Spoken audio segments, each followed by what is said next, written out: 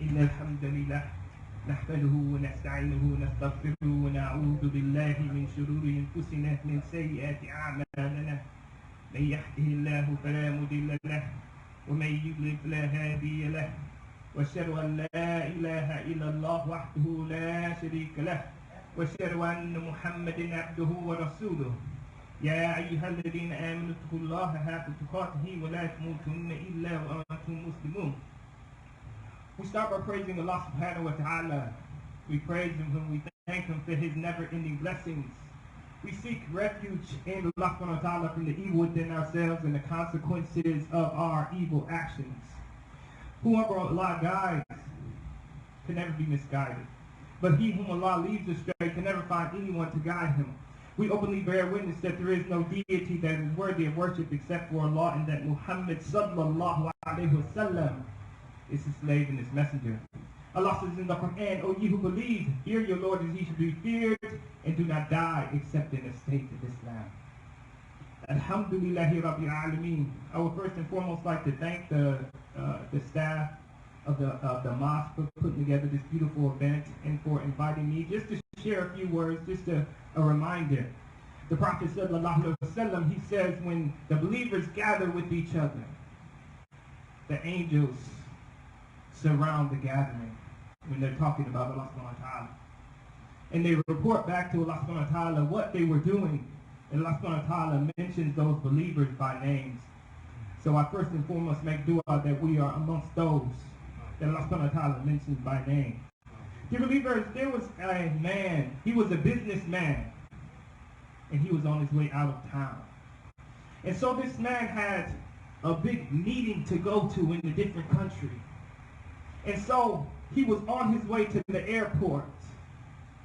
When he got to the airport, he got out of his car to go to his flight. But when he went around to the next door, he realized that that door was locked. So he went to the driver's side door to get back in the car so he can get his bag so he can go to his flight. That door was locked also. The man was locked out of his car. And so he was in panic. He called the locksmith. The locksmith made it over there in a jiffy and unlocked his door.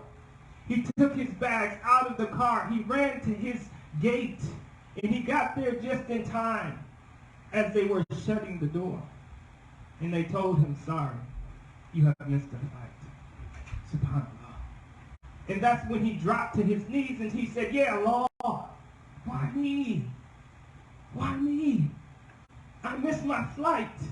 I'm going to miss my meeting, and I'm going to miss out on thousands upon thousands of dollars. And that's when he just sat. He just sat in the seat and cried until he saw on the TV that the flight that he was supposed to catch crashed. And every single person on that flight died. SubhanAllah. Allah subhanahu wa ta'ala had granted this man an extension on his life, just like he grants us extensions on our lives every single day, every single year, whether it be your birthday, whether it be the new beginning of the Islamic calendar, whether it be nights like tonight, the Gregorian New Year. What do we make dua for? Ya Allah, bless me with one more year. Bless me with more time on this dunya. But we must ask ourselves, the believers, what are we going to do with this time? Because right now, the year that we just lived, what was that year? Think about that year. That year was an answered dua. Yes, it was. Because unfortunately, 67,052,700 people died last year. And unfortunately, for those people, may Allah subhanahu wa ta'ala have mercy on those people. But we weren't one of those people, the believers. When we sat at the beginning of 2020, we asked Allah subhanahu wa ta'ala, bless me to not be one of the ones who have my life taken by this illness. And Allah subhanahu wa ta'ala granted us this. He granted us the year after that. He granted us the year after that. But we must ask ourselves, what are we going to do with this extended time? How are we using this time? Are we going to use this time to put in 12,000 more sujuds? Because this is how we're going to use this year that's coming up. Are we going to use this time to send millions of salawats on our Nabi sallallahu alaihi wasallam? Because this is why Allah subhanahu wa ta'ala gave us this time, because this is what we will be adding to our registry. Are we going to use this time to spend hundreds of days to fast? When Allah extends our life, is that what He is adding to our book of scales? More days to fast for Him? Is He going to add a trip to Hajj this year? Maybe a trip to Umrah? Or is He going to add to our year? Will we add to our book of scales trips to Knott's Berry Farms? Trips to Vegas? Trips to the Lakers games? This is what a year in our lives will equate to. Will that equate to thousands of dollars added to our boss's bank accounts? Is that what this year that Allah subhanahu wa ta'ala extend will make of it? Will that mean that we will spend over thousands and thousands of hours in front of the screen? Is that what this is going to mean? So, dear believers, what I'm trying to make a point of is this time that we get, this extra time that Allah subhanahu wa ta'ala has given us. We must not waste this time, dear believers. We must know that we are on borrowed time. And that reality hit me recently when I visited my cousin Mark. He was in St. Louis, and unfortunately, his time was short. He was diagnosed with what they call a terminal illness. And you see, a terminal illness is when you get diagnosed with something and the illness doesn't get better, the illness actually gets worse. You see, Allah subhanahu wa ta'ala says in the Quran, الَّذِي خَلَقَ الْمَوْتَ وَالْحَيَاةَ لِيَبْلُوَكُمْ أَيُّكُمْ أَحْسَنُ عَمَلًا. Allah says He created death and life to test you as to which of you is best indeed. And that was not more evident than when I visited my cousin Mark, and my cousin Mark was going through a terminal illness. He was going through cancer. And I pray that Allah subhanahu wa ta'ala protect us all from this terrible disease of cancer. Not to mention my mother, who went through cancer herself. May Allah subhanahu wa ta'ala have mercy on her. Or my father, who went through his terminal illness of dementia. So going through these losses in my life, I had to sit there and think for a second about this thing of the terminal illness. What could be going through a person's mind while he's going through terminal illness? You know, at some point, first and foremost, they go through fear. Hope. Fear that their days on this dunya are numbered. Even when they have a bit of joy in their life, you know, at the back of their minds, they're thinking about their time to be up. Not to mention they have times where they analyze their whole lives. They think about all of the things that they have accomplished and whether or not they have more time in order to accomplish more things. Should I make long-term plans? What should I do about this situation right here? They have a bit of inspiration. You know, at some point in their lives, they think to themselves, you know what? I'm going to beat this illness. Allah subhanahu wa ta'ala is not going to give up on me. Then they start eating extra good food. They start working out. They start thinking about everything, all of the healthy things that they should be doing, cutting back on all of these things, getting in the best shape of their lives. And unfortunately, they get to the point that my cousin got to when he called his wife into the room. And he said, "Dear, my time on this earth is short. Soon I will die." And he accepted his fate. And we know that when people have terminal illness, sometimes they get to that point. And they say, I fought all I could. I dieted all I could. I did all I could, and it just wasn't enough. Soon I will meet Allah subhanahu wa ta'ala. And during this time, when you pull up to these people and they're going through this in their lives, and you have a conversation with them, you know that they speak nothing but haqq. They speak nothing but truth. You know when you talk to these people, they're not going to talk about the basketball game. They're not going to backbite about the person down the street. They're not going to have a frivolous conversation with you because they know sitting in front of you might be their last time speaking to you. So they speak some sweet words of wisdom to you. They tell you things about life. They warn you about the pitfalls that they have fallen into themselves. So dear believers, as we sit here on the bicuspid of a new year, we should think about this. We should not wait till the man in the white coat, the doctor, comes out and tells us, you need to get closer to Allah subhanahu wa ta'ala. Let's not wait for a doctor to tell us that we need to strengthen our deen, because we will be meeting Allah subhanahu wa ta'ala soon. Let's not wait for this point. Let's make this diagnosis on ourselves and know that everybody's time on this dunya is numbered. We're all going through terminal illnesses, dear believers, because the Prophet sallallahu alaihi wasallam, he says that black seed cures everything except for what? Maut. So that means everybody has this in us. That is going to keep going until we pass away. So, dear believers, right now, let's analyze our lives. Let's sit here and let's look at the totality of everything that we have accomplished and think to ourselves, am I going to have more time to do these things? Realistic goals. Look at what we haven't done and what we have done. We need to be inspired about this life, dear believers. We need to get in the best shape of our lives. We need to diet, stop eating all this junk, get out the house and walk, get in the best shapes of our lives.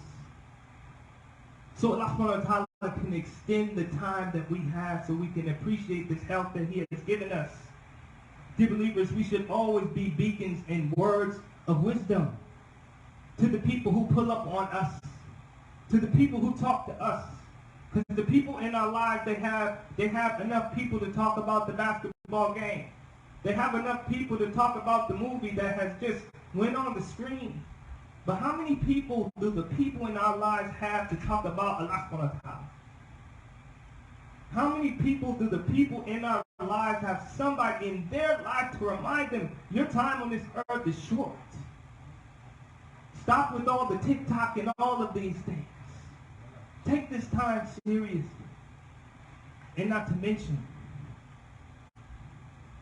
Allah says in the Quran, وَلَلْآخِرَةُ خَيْرًا لَكَ مِنَ الْأُولَى. The afterlife is better for you if you only knew. So why waste so much time talking about this dunya? Let's just get to the best part. Let's prepare for this akhirah that's better for us. Because it's better for us. And not to mention, even if we make it to Jannah, we will have regrets. And we know this. The Prophet ﷺ says that even when we make it to people of Jannah will have regrets. And the regret of the people of Jannah is that they spent 1 hour on this dunya and they didn't remember Allah subhanahu wa ta'ala. So even if we make it to Jannah, we will have our regrets that in our past and we didn't think of Allah subhanahu wa ta'ala. So one of our goals should be to not have regrets as we live on this dunya. We need to think about our past and this year that has gone by, and we must seriously think, what have I accomplished this year? Not to mention in our lives. Allah says in the Quran, أَلَمْ يَجِدَكَ يَتِيمًا فَآوَى وَوَجَدَكَ ضَالًّا فَهَدَى وَوَجَدَكَ عَائِلًا فَأَغْنَى. Did He not find you an orphan and give you refuge? And He found you lost and He guided you, and He found you without and He increased you. So what is Allah subhanahu wa ta'ala saying in these ayats? He is saying we need to rethink our past. You thought it was bad. You look back and you think about the traumatic experience, but Allah subhanahu wa ta'ala is saying, no, think about something else. You were actually wandering and I guided you. You actually didn't have anything and I increased you. So we need to rethink our past and think about all of the blessings Allah subhanahu wa ta'ala has given us. And not to mention, Allah says in the Quran, يَقُولُ يَا لَيْتَنِي قَدَّمْتُ لِحَيَاتِي. Think about the future. Because in this ayat, Allah subhanahu wa ta'ala is saying that the person will say, oh, I wish I had sent ahead some good for my life. MashaAllah. He is calling the afterlife his life. He's not saying that it is the afterlife. No, that is our life. The afterlife is our real life. So what are we doing right now to prepare for that time? What are we sending forward so we can be blessed during that time? Are we going to have regrets during that time and sit on that day and say, you know what, I wish I would have just sent something ahead for myself to use during this time? So we don't want to be of that.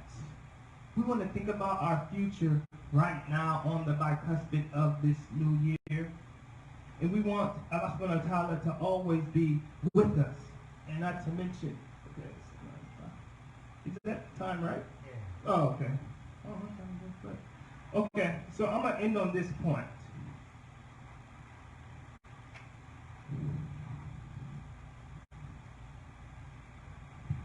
There was this brother who lived down the street from this guy who had this shiny new car. And he wanted to ride in the car. And the brother took the new brother on a ride in his fancy car. And the new brother told the brother with the car, he told him to turn down this street, turn down that street, turn down this street. And he thought that the brother was just, wanting to show off. He was in a brand new car, drop top. Until he came to the point where he came on the stoop and there was another brother sitting on the stoop. And so the brother said, hold on for a second. He got out the car and he helped this disabled brother into this brand new car. And he said to him, he said, brother, this right here is a car that I will buy you one day. MashaAllah. The Prophet sallallahu alaihi wasallam says that you have not reached the pinnacle of faith until you want for your brother what you want for yourself. So dear believers, during this new year, we should strive to be at the top, the pinnacle of our faith, and want for our brother what we want for ourselves. We need to really think about this. When we get paid, do we think to ourselves, man, I wish my brother got paid? When we had a good day with our wives and our children and everybody's cool and everybody has a smile on their faces, do we think to ourselves, wow, I wish my brother had a good day like this? How many du'as do we send to Allah subhanahu wa ta'ala that our brother will become rich? Because we send a lot for ourselves, don't we? And a lot of times, I think about this because we actually run a program that's called Embraces for our revert brothers and sisters.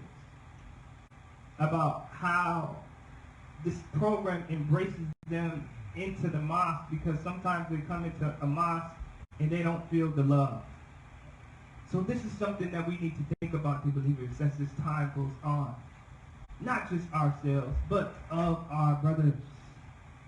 And we ask Allah subhanahu wa ta'ala to bless us with more time this year. We ask Allah subhanahu wa ta'ala to make this time beautiful. We ask Allah subhanahu wa ta'ala to make the actions that we do during this year heavy on our scale of deeds. We ask Allah subhanahu wa ta'ala to bless us to want for our brothers what we want for ourselves. And we pray that Allah subhanahu wa ta'ala blesses us to be amongst the ones that are grateful to Him. Allahumma salli ala Muhammadin wa ala ali Muhammad. كما صليت على إبراهيم وعلى آل إبراهيم إنك حميد مجيد إن الله وملائكته يصلون على النبي يا أيها الذين آمنوا صلوا عليه وسلموا تسليما إن الله يأمر بالعدل والإحسان وإيتاء ذي القربى وينهى عن الفحشاء والمنكر والبغي يعظكم لعلكم تذكرون